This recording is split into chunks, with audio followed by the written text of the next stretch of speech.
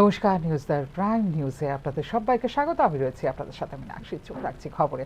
সোমবার প্রধানমন্ত্রী নরেন্দ্র মোদীর রাজ্য সফরকে কেন্দ্র করে উৎসাহ, কৌতূহল, গোটা রাজ্যে কৌতূহল।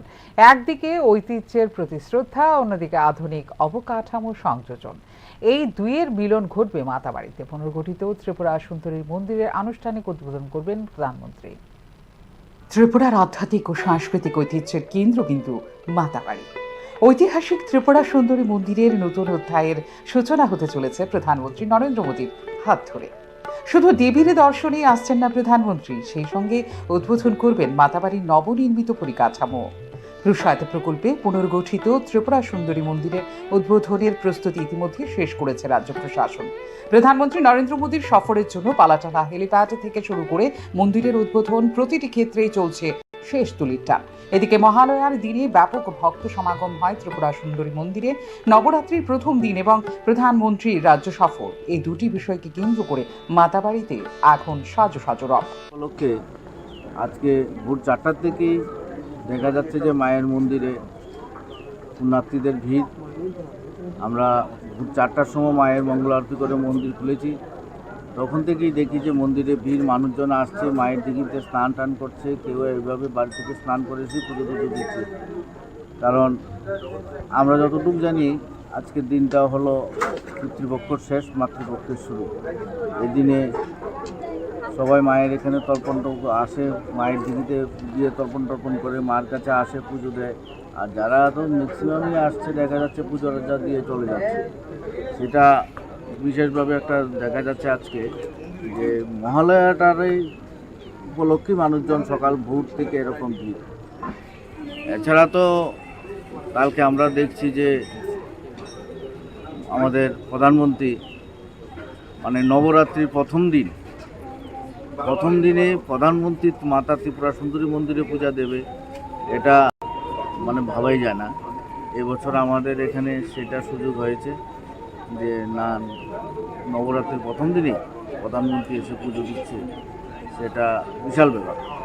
সোমবার বিকেল 3টায় বিশেষ বিমানে আগরতলায় পৌঁছবেন প্রধানমন্ত্রী নরেন্দ্র মোদী।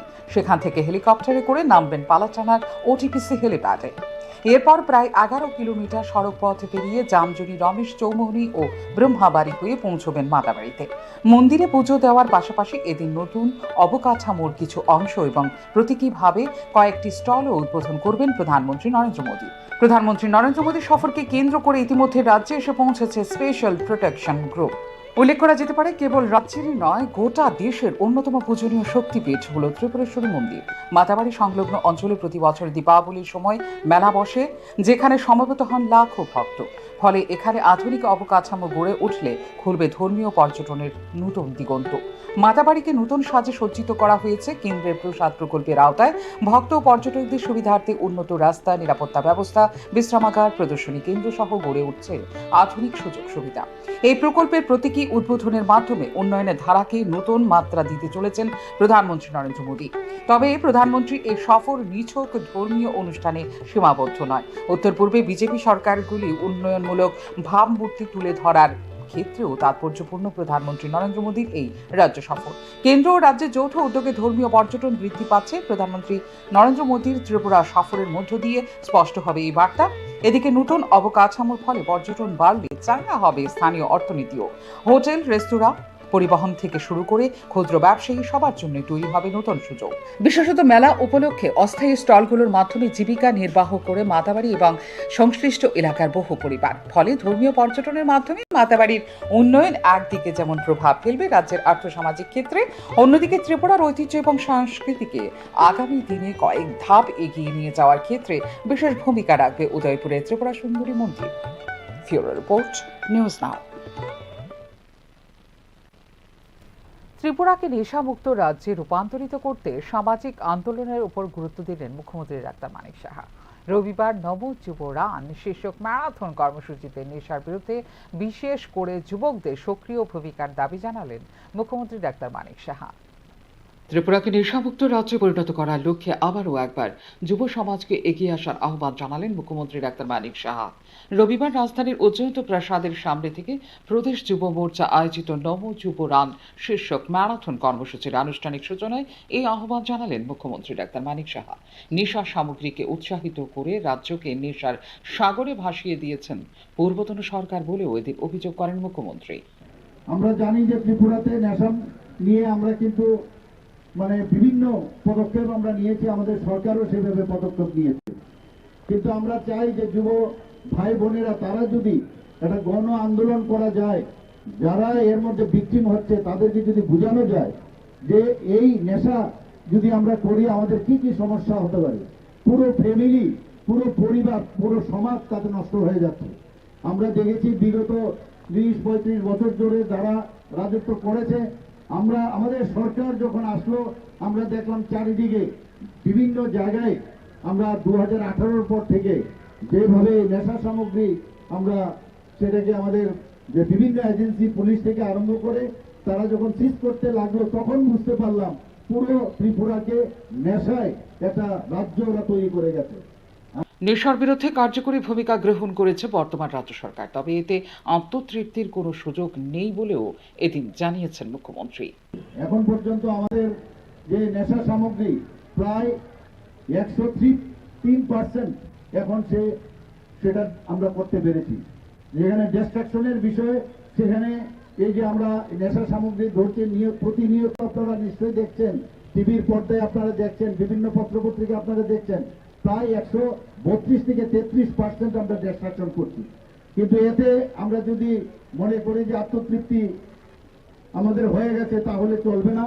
এই ধরনের রান একটা সিম্বলিক, এখান থেকে শুধু সিম্বলিক যে রান তাতে করে চলবে না। আমাদের সমস্ত ত্রিপুরার কোনায় কোনায় যারা যুব সমাজ আছে আমি তাদের কাছে অনুরোধ রাখবো এই বিষয়ে আপনারা সোচ্চার হন এবং আমাদের পুলিশ থেকে আরম্ভ করে আমাদের যারা এজেন্সি আছে বিভিন্নভাবে আমরা তো সহায়তা করছি, কাজে সেই জায়গায় দাঁড়িয়ে এই নেশামুক্ত ত্রিপুরা আমাদের করতে হবে। ত্রিপুরা 3 দিক থেকে বাংলাদেশ দ্বারা বেষ্টিত, এর সাথে রয়েছে আসাম ও মিজোরামের আন্তঃরাজ্য সীমানার একটি ছোট অংশ। স্বাভাবিক কারণেই মাদক চোরাচালানের আন্তর্জাতিক করিডোর হয়ে উঠেছে ত্রিপুরা। রাজ্য মাদকাসক্ত ব্যক্তিদের নিরাময়ের ব্যবস্থা প্রদানের জন্য রাজ্যের 8টি জেলায় মাদকাসক্তি নিরাময় কেন্দ্র স্থাপনের সিদ্ধান্ত নিয়েছে সরকার। প্রতিটি মাদকাসক্তি নিরাময় কেন্দ্রের জন্য খরচ হবে 20 কোটি টাকা। মাদক ও অন্যান্য অবৈধ জিনিসপত্র জব্দ প্রায় 103% বৃদ্ধির সাথে সাথে গত 1 বছরে এই ধরনের জিনিসপত্র ধ্বংসের পরিমাণও বৃদ্ধি পেয়েছে 132%। তবে ড্রাগ বা নেশার বিরুদ্ধে জন আন্দোলন গড়ে তোলা সময়ের দাবি বলে এদিন জানিয়েছেন মুখ্যমন্ত্রী doctor Manik Saha. Bureau report, news নাও।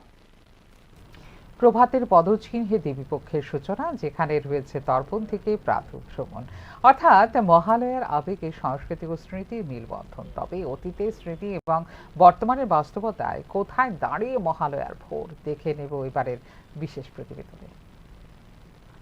শরতের ভোর, আকাশে মেঘের খেলা, বাতাসে কাশফুলের গন্ধ, পাখির ডাক, সব মিলিয়ে যেন অন্য এক আবহ। এই ভোরে বাঙালির অন্যতম বড় উৎসব দুর্গাপুজোর সূচনা ঘটে মহালয়ার মাধ্যমে। আর মহালয়ার ভোর মানেই বহুদিন ধরে চলে আসা এক বিশেষ ঐতিহ্য, প্রাতঃভ্রমণ। তবে সময়ের সঙ্গে এই ঐতিহ্যের বদলেছে রূপ, ফিকে হয়ে গেছে অনেকটাই। খুব মনে পড়ে ছোটবেলা, বিশেষ করে ঠাকুমার হাত ধরে আমরা যেতাম, বেরোতাম সকালবেলায়, ফুল তুলতো ঠাকুমা, বিভিন্ন দিক থেকে ফুল তুলতো, তারপর রেডিওটা চালিয়ে দিত, শুনতাম। সকালবেলা উঠে ঠাকুর যাত্রা করতো, দুধদুনা দেখাতো, বাবা মা আমরা সবাই আমাদের বাড়ির দিকে একটা কালী মন্দির আছে, ওখানে যেতাম, এই আর কি। তারপর এখন বন্ধুদের সাথে প্রত্যেক বাড়ি আসি, কলেজ টিলা, খুব আনন্দ উপভোগ করি, খাওয়া দাওয়া করি, তারপর বাড়িতে যাই। এটা একটা স্মরণীয় আর কি। মহালয়া তো সবসময় থাকবে, সেই আগের মতো অতটা আর নেই আর কি। অনেক ছোট থেকেই তো দেখছি মহালয়া মহালয়া মহালয়া, তো এখন পর্যন্ত তো মহালয়ার দিন সেই আগের মতনই করছি এখন পর্যন্ত। তো ছেলে মেয়েদেরকেও দেখাচ্ছি যে কি করতে হয়। আমাদের বাবা মা আমাদেরকে যা করিয়েছে, সকালবেলা উঠে ঠাকুর দাগাও, পূজা দাও, তারপর বেরো সবাই। এখন পর্যন্ত তো আমরা এইভাবেই চলছি, জানি না সামনের দিনগুলো এভাবে যাবে কিনা। একসময় মহালয়ার প্রাতঃভ্রমণ ছিল মূলত এক ধরনের সমবেত অনুভূতি। ছোট বড় নারী পুরুষ সবাই মিলে প্রাতঃভ্রমণ, ভোরের আড্ডায় পাড়ার সবাই মিলে উৎসবের আনন্দ ভাগ করে নেওয়া। অর্থাৎ মহালয়া কেবল দেবীপক্ষের সূচনায় নয়, হয়ে উঠত এক সামাজিক মিলনের আবেগ ঘন মুহূর্ত। এই যে মহালয়াতে আমাদের ছোটবেলার যে মা বাবার সঙ্গে যে হাঁটতে বেরিয়ে গেছিলাম, তখন এই দিনটির কথা মনে পড়ে আর কি। এখন তো যুগ পাল্টেছে, তাই যুগের সঙ্গে তাল মিলিয়ে চলার জন্য মানে আমাদের এই পুরোনো দিনের কথাগুলি মনে পড়ে, যে সময় বাবার সাথে মার সাথে সকালবেলা আমরা হাঁটতে বেরোতাম, খুবই আনন্দ লাগতো। সেই কথাগুলো এখনও মনে পড়ে না আমাদের। সেই মহালয়ার পুণ্য লগ্নে আমাদের মনে করি প্রতিদিন আমরা হাঁটাহাঁটি করি, সবাই মিলে। সবাই আমরা এখানে দাদারা আছে, সবাই মিলে আমরা সকালে সবাই আমরা হাঁটি। সেই সুবাদে গত বছর আমরা করেছি জল বাতাসা করেছি। এবার আমরা করেছি লাড্ডু আর জল আর বাচ্চাদের জন্য চকলেট। হ্যাঁ, আমরা মহালয়ার যখন শুরু হয়েছে তখন থেকে আমরা এই প্রোগ্রামটা চালু করেছি। মা বাবার সঙ্গে ঘুরতে বেরোতাম, আর এখন ফ্রেন্ড সার্কেল, এটাই ডিফারেন্স। কিন্তু তখনের আনন্দটা অন্যরকম ছিল, এখন আরেক রকম। তখন হয়তো বা রেডিওয় গান শুনতাম, আর এখন ওই ফোনে বা স্পিকারে সেটা শুনি। বাট ঠিক আছে, ভালোই লাগছে, ঘুরছি। আচ্ছা হ্যাঁ, দেবী পক্ষের সূচনা হচ্ছে পিতৃপক্ষের অবসানে, আর মা দুর্গা আসছে আমাদের মর্তে আগমন, তো খুবই ভালো লাগে। তখন মনে সবার আলোচনা হয়, কটা ড্রেস কেনা হলো, সব কিছু নিয়ে, তো ভালোই লাগে। মানে এটা হচ্ছে আসলে এখান থেকে পূজা শুরু, দেবী পক্ষের সূচনা হচ্ছে। তো এই ফিলিংটা হচ্ছে যে পূজা আসছে, তো খুব ভালো একটা ফিলিং, ভালো লাগে। মহালয়ার ভোরে তর্পণ প্রথার সঙ্গে এই প্রাতঃভ্রমণ অঙ্গাঙ্গিভাবে জড়িত। পূর্বপুরুষদের প্রতি শ্রদ্ধা নিবেদনের পর ভোরের বাতাসে হাঁটাহাঁটি যেন হয়ে উঠেছিল এক অলিখিত সাংস্কৃতিক অনুষ্ঠান। দেববাং মাতামহী প্রিয়তা সুন্দরী, দেববাং মা তুল খগেন্দ্রচন্দ্র।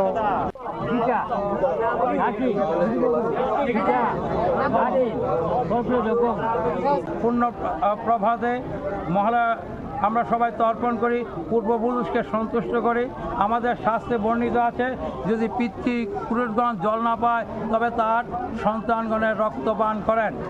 অর্থাৎ বংশের প্রতি যে দায়িত্ব এবং কর্তব্য, যেটা আমরা বিভিন্ন পুরাণে পাই, যেটা ভগীরথের গঙ্গাননের মাধ্যমে 60,000 পূর্বপুরুষের উদ্ধার কথা পাই, সেই কাহিনীগুলি মূলত আমাদের পূর্বপুরুষের প্রতি দায়িত্ব এবং কর্তব্যের কথা স্মরণ করিয়ে দেয়।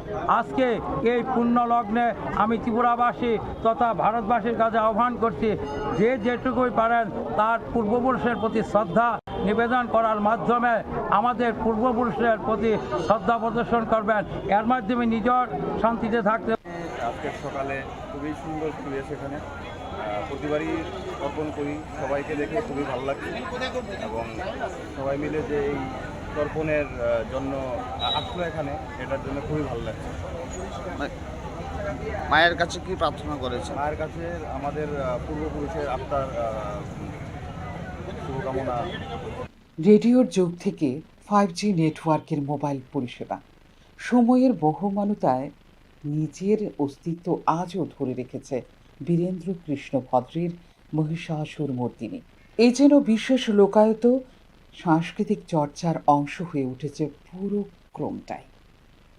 সময়ের সঙ্গে শহরের জীবনে বেড়েছে ব্যস্ততা, আধুনিক নগর জীবন, নিরাপত্তা, সময়ের চাপ এবং ভোরে একত্রিত হওয়ার অভ্যেস হারিয়ে যাওয়ার কারণে কি ক্রমশ ফিকে হয়েছে বাঙালির এই সংস্কৃতি? এই প্রশ্ন ওঠা স্বাভাবিক। তবে মহালয়ার সকালে মর্নিং ওয়াক, সাংস্কৃতিক অনুষ্ঠান বা শহরের জলাশয় এবং দীঘির ঘাটে ভিড় প্রমাণ করে বাঙালির ঐতিহ্য পুরোপুরি মুছে যায়নি, হয়েছে কেবলমাত্র রূপান্তরিত। নতুন প্রজন্ম যদি এই ঐতিহ্যকে ধরে রাখতে পারে, তবে উৎসবের সূচনায় বাঙালির সমবেত আবেগ হয়তো পাবে নতুন আরেকটি রূপ, যার মূল ভিত্তি থাকবে বাঙালির কৃষ্টি এবং সংস্কৃতি। ফিউরো রিপোর্ট, নিউজ নাও।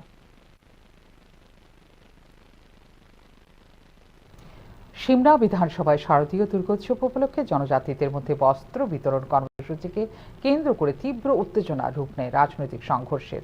অভিযোগ, তীব্রামথা দলের প্রায় ২০-২৫ জন দুষ্কৃতী হঠাৎ হামলা চালায়। বিজেপি নেতা, সাংবাদিক সহ আহত হন মোট ৫ জন। সংঘর্ষে গুরুতর আহত অবস্থায় বিজেপি ত্রিপুরা প্রদেশ এসটি মোর্চার সহসভাপতি মঙ্গল দেববর্মাকে ভর্তি করা হয়েছে জিবিপি হাসপাতালে। সিমনায় বিজেপি শক্তিশালী হচ্ছে, তাই আমাদের উপর এই পরিকল্পিত আক্রমণ সংঘটিত করা হয়েছে বলে উল্লেখ করেন মঙ্গল দেববর্মা। ঘটনার তদন্তে একটি মামলা দায়ের করেছে পুলিশ।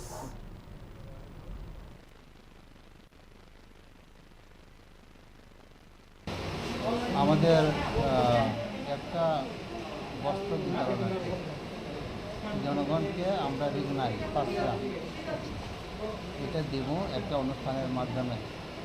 ওইভাবে আমরা একটা প্রোগ্রাম করেছিলাম, কিন্তু হঠাৎ করে তীব্রামথা এইভাবে যে নির্মমভাবে আমাদের উপর হামলা করব, এটা আমরা কোনোদিন ভাবতেও পারি না। আপনাদের কমিউনিটির হলের ভিতরে কি তারা প্রবেশ করেছে নাকি? আমার কমিউনিটি হলের ভিতরে মঞ্চের কিনারে আমার গ্যাম আছে। কি দিয়ে আঘাত করেছে আপনাদেরকে? ধারালো অস্ত্র আছে, তারপরেও আমি যা দেখছি খনকাজ বড় লাঠা আসছিল, লাঠি খনকাজের, তারপরে অস্ত্র শস্ত্রও আসছিল, আর কি কি আছে এত সব আমি দেখছি। যারা আঘাত করেছে তাদেরকে কি চিহ্নিত করতে পেরেছেন? চিনি, আমি চিনি, সবাই চিনি। নাম বলতে পারবেন কয়েকজনের? একজন আছে কিশোর দেববর্মা। এখনকার মতো এই মুহূর্তের সংবাদ এই পর্যন্ত। অন্যান্য আপডেটস দেখার জন্য অবশ্যই নজর রাখতে হবে নিউজ নাও পর্দায়। নমস্কার, শুভরাত্রি।